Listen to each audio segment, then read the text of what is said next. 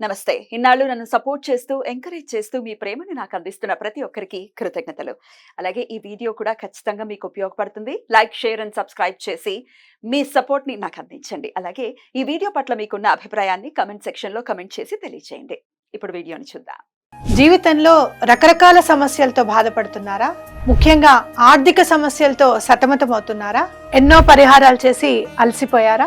మంచి మార్గం దొరకాలని కోరుకుంటున్నారా? అయితే రండి, విశ్వాన్ని ఎలా అడగాలో తెలుసుకుందాం.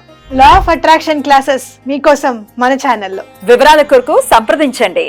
నమస్తే, వెల్కమ్ టు అవర్ ఛానల్. నేను పద్మిని. ప్రస్తుతంతో పాటు ప్రముఖ ఆధ్యాత్మికవేత్త, అస్ట్రాలజర్, అలాగే లైఫ్ కోచ్ శ్రీమతి డాక్టర్ సుధా గారు మనతో పాటు ఉన్నారు. మాట్లాడదాం. సుధా గారు నమస్తే అండి. నమస్కారం పద్మిని. బాగున్నారా సుధా గారు? ఫైన్.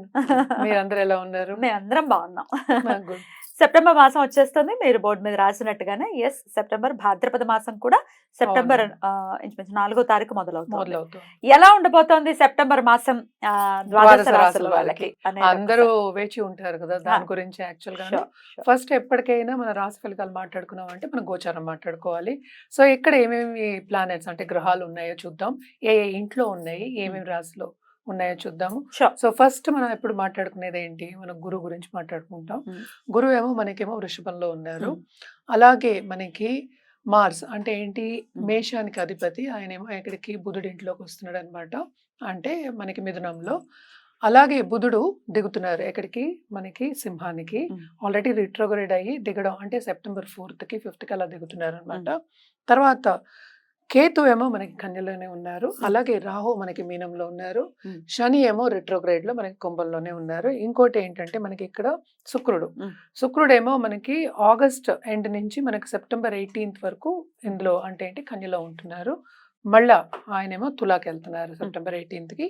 రవి ఏమో మనకి సెప్టెంబర్ 16th కి కన్యకి దిగుతున్నారు అనమాట. అలాగే బుధుడు నేను ఇందాక మాట్లాడినట్టు కిందకు వస్తున్నారు, సింహానికి వస్తున్నారు. సో ఇవి గ్రహచారాలు. మనం ఎప్పుడు అనుకున్నట్టే కొన్ని రాసులకి చాలా బాగుంటాయి, కొన్ని రాసుల వారికి మిశ్రమంగా ఉంటాయి.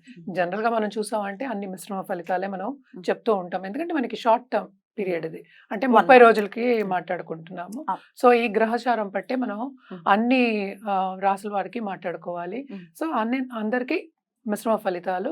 కొన్ని రాశులకి చాలా బాగుంటాయి, ఎస్పెషల్లీ వృశ్చిక రాశికి, మేష రాశికి చాలా బాగుంటుంది. ఎందుకు బాగుంటుంది అనేది కూడా ఒకసారి మనం వివరంగా తెలుసుకుందాం. అలాగే సో మంత్లీ కాబట్టి 30 రోజులకి సంబంధించి కాబట్టి కుజ, బుధ, రవి, శుక్రుల్ని బేస్ చేసుకుని మీరు ఇప్పుడు చెప్పేటటువంటి ఫలితాలు మొత్తం అన్ని చూసుకుంటాం. ఎందుకంటే అరే కేతు, రాహు కూడా చూసుకోవాలి కదా, మేజర్ గ్రహాలు.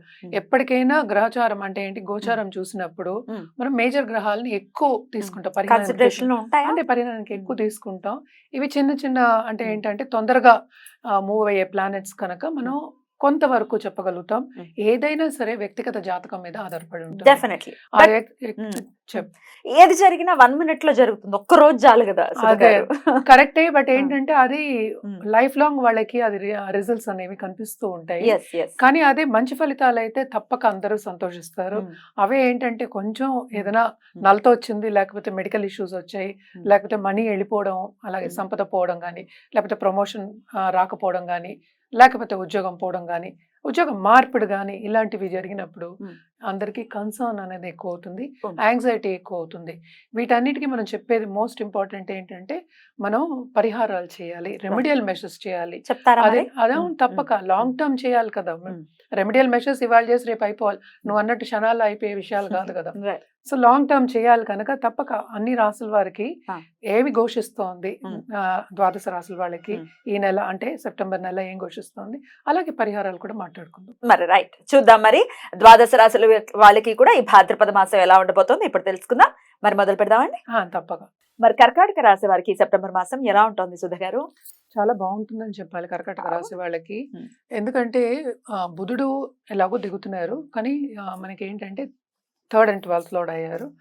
ఈవెన్ దెన్ కొన్ని ఇబ్బందులు ఉన్నాయి, ఆబ్స్టికల్స్ ఉన్నాయి. ఎందుకంటే మనకి తెలుసు అష్టమ శని జరుగుతోంది, అష్టమ శని కూడా జరుగుతోంది కనుక తప్పక వీళ్ళకి ఏంటంటే పార్ట్నర్ దగ్గర ప్రాబ్లం వచ్చే ఛాన్సెస్ ఎక్కువ కనిపిస్తున్నాయి. అంటే పార్ట్నర్, అది లైఫ్ పార్ట్నర్ అవ్వచ్చు, బిజినెస్ పార్ట్నర్ అవ్వచ్చు.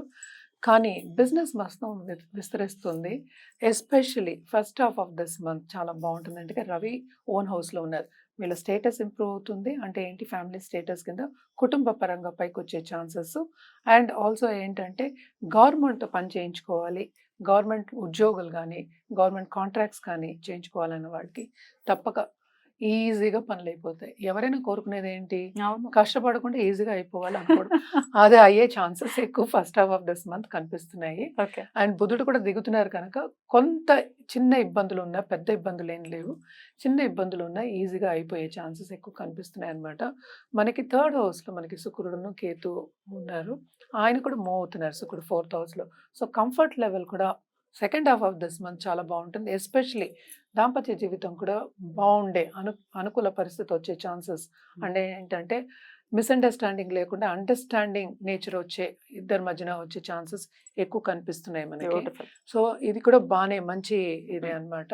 అలాగే 9వ ఇంట్లో రాహు ఉన్నాడు. సో చాలా మంది ఏంటి, ట్రావెల్ చేద్దాం అంటే బయటకు వెళ్ళి మనం వేరే ఫారిన్ కంట్రీలో సెటిల్ అవుదాం అనుకునే వాళ్ళందరికీ మంచి ఛాన్సెస్. ట్రై చేస్తే ట్రై workout చేస్తే అవుతుంది. వర్కౌట్ అవుతుంది. మనం మాట్లాడుకునేది 30 రోజులకే. ఎలాగో జాతకం చూసుకోవాలి, ఇదంతా లాంగ్ టర్మ్ ప్రొసీజర్స్. ఆ. అలాగే పిఆర్ రావాలి, లేకపోతే ఎక్కడో కంట్రీలో ట్రై చేస్తున్నారు అనుకుందాం, Miss approve కాసేపు అవ్వాలి. వాళ్ళ- అవును. సో అవన్నిటికీ ఛాన్సెస్ అంటే మంచి సూచనలు కనిపిస్తున్నాయి ఈ నెల అని చెప్పడం జరుగుతోంది. Hmm. ఈ శని రిట్రోగ్రేడ్ అయినప్పటికీ, అంటే శని 8వ ఇంట్లో అష్టమ శని ఉన్నప్పటికీ 7th హౌస్ ని చూస్తున్నారు కనుక పార్ట్నర్ హెల్త్, ఎస్పెషల్లీ దాంపత్య జీవితంలో పార్ట్నర్ హెల్త్ సెన్సిటివ్ అయ్యే ఛాన్సెస్ ఎక్కువ కనిపిస్తున్నాయి.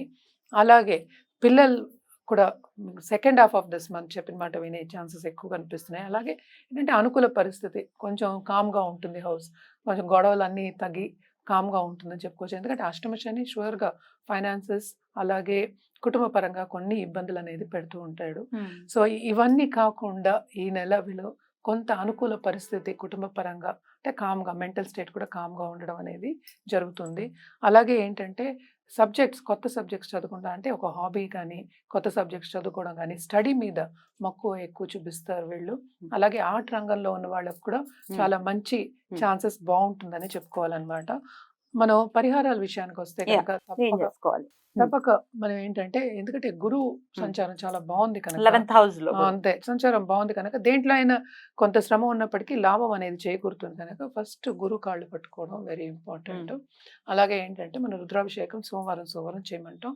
మహామృత్యుంజయంతో పాటు చేస్తే ఇంకా మంచిది, ఎందుకంటే కుటుంబ పరంగా అలాగే హెల్త్ రీత్యా కూడా బాగుంటుంది. అలాగే నవగ్రహాలకి, శనికి ఎస్పెషలీ మనం వృద్ధాశ్రమంకి వెళ్ళి అన్నదానం చేయడం. ఆ. శనికి పులుపు అనేది ఇష్టం కనుక ఆ. మన చేత్తో వండి పెడితే ఇంకా మంచిది. పులిహార లాంటివి మన వంటలే కదా, అవి చేస్తే ఇంకా మంచిది. కానీ ఎవరి పరిస్థితిని బట్టి, బట్టి ఓపికను బట్టి అనుకుందాం. బట్ అన్నదానం అనేది చేయటం అనేది చాలా శనివారం చేయొచ్చు, ఎప్పుడైనా చేయొచ్చు, ఏ రోజైనా అన్నదానం చేయడానికి ఉన్నది. Right. సో చాలా మంచిది అన్నమాట. రైట్ అండి, బ్యూటిఫుల్ అండి. చెప్పినటువంటి పరిహారాలు చేసుకుంటూ, చేయదగినవే కాబట్టి చేసుకుంటూ చాలా ప్రశాంతవంతంగా కర్కాటక రాశి వారికి ఈ సెప్టెంబర్ మాసం వెళ్ళాలని మనస్ఫూర్తిగా కోరుకుంటూ ఇక నెక్స్ట్ ఎపిసోడ్ లో సింహరాశి గురించి తెలుసుకుందాం. థ్యాంక్ యూ అండి, నమస్తే.